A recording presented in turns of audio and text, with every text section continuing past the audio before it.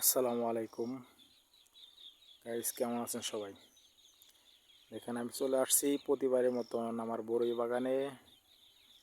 তো দেখতে পাচ্ছেন আমার বড়ই গাছে কিন্তু মুকুল আসছে এবং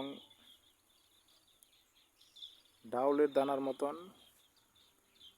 ফলও চলে আসছে। আলহামদুলিল্লাহ, দেখেন কি পরিমাণ ফল আসছে।